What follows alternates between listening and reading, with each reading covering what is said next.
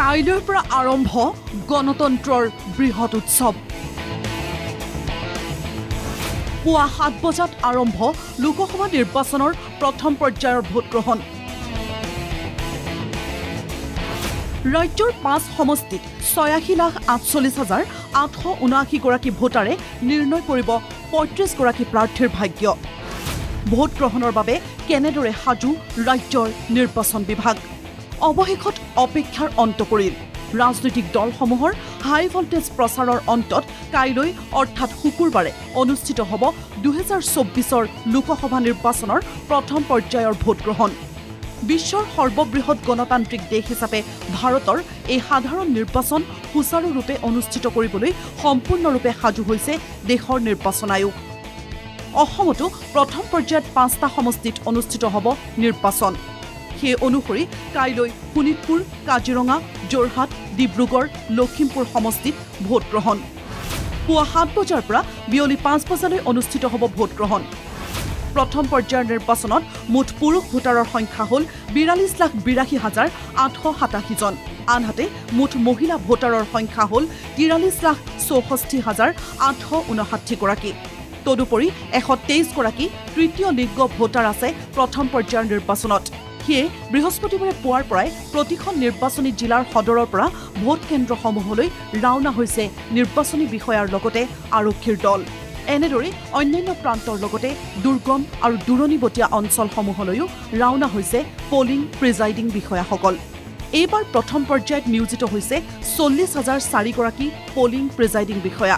প্ৰথম পৰ্যায়ৰ নিৰ্বাচনত ব্যৱহাৰ হ'ব 10,001টা ভিভিপেট, 10,001টা বেলট ইউনিট আৰু 10,001টা কণ্ট্ৰল ইউনিট। তদুপৰি মুঠ 10,001টা ভোট কেন্দ্ৰৰ 5,509টা ভোট কেন্দ্ৰত থাকিব ৱেব কাষ্টিঙৰ ব্যৱস্থা। যোৰহাট নিৰ্বাচনী জিলাত 2টা সমষ্টি আছে, টিয়ক আৰু যোৰহাট। ইতিমধ্যে আমি প্ৰস্তুতি সম্পূৰ্ণৰূপে সম্পন্ন কৰিছোঁ। আজি আমাৰ এই যোৰহাট গভবইচৰ পৰা পলিং মেটেৰিয়েল আৰু ইভিএম ডিষ্ট্ৰিবিউশ্যন হৈ আছে।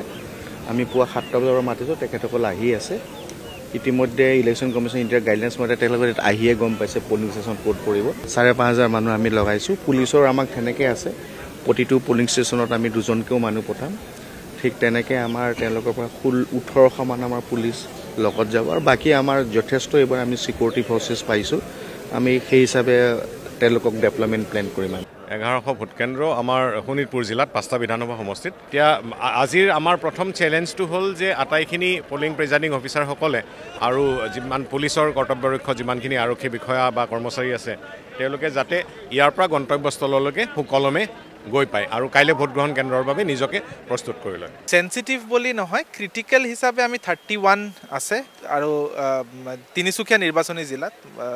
চ' এই 31 পলিং ষ্টেচনছ অলৰেডি ইয়াৰমাৰ্কড আছে আৰু তাৰ কাৰণে যিটো ছিকিউৰিটি মেজাৰ্ছ সেইটোও লোৱা হৈছে। চ' আপোনালোকৰ মাধ্যমত মই জিলাখনৰ গোটেইকেইজন নাগৰিকক যাৰ বয়স 18 বছৰৰ ওপৰত হৈছে আৰু যাৰ নাম ইলেক্টৰেল ৰোলত অন্তৰ্ভুক্ত হৈ আছে তেখেতসকলে যাতে আহে নিজৰ নিৰ্ধাৰিত ভোট কেন্দ্ৰত আহি পেলাই নিজৰ ভোটদান কৰে।